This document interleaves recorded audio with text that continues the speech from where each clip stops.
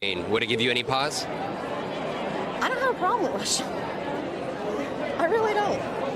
I have a problem with Ukraine. They're corrupt. I think that people are just ridiculous that they think that Putin's such this enemy. He isn't doing anything. He just wants back what was his. But he invaded. He invaded. What was his? He invaded Ukraine, That's fine. killing thousands of people. That's fine. That's fine with me. As a veteran yourself, does it concern you at all that Russian aggression could move even beyond Ukraine? I don't think Putin's a problem. I think Zelensky's the problem. Why do you think Putin's not the problem? He's the one that invaded Ukraine and has killed thousands of people. Because Putin is trying to save his country from the likes of idiots like Zelensky and the elitists. You know, this administration... Ukraine. One of the things when I had that debate is the solution, revelations is one of my issues I noticed, because I was thinking about this again at that Bogosian event, that I need to speak in narratives more and compelling stories and all of that. And one of the other guys that was there with me kind of did that, although I'm going to be the most like autistic, discrete fact debater, obviously. But I noticed that whole like, well, you can't just argue the facts, you've got to tell a compelling story. I don't actually think that is true necessarily. I think that can be helpful. But I think one of the reasons why it's easier for the other side to tell those compelling stories is because they've already established the entire factual foundation.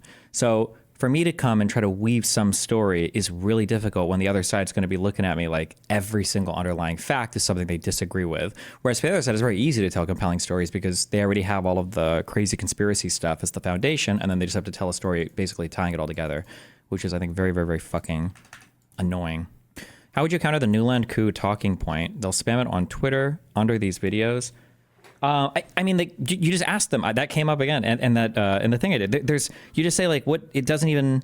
We just said we would have preferred a certain leader. That's not evidence of a coup. It's fucking insane that we would take that as evidence of a coup because we're saying we prefer some leader. Somebody sent me this, which I think was also funny on that talking point.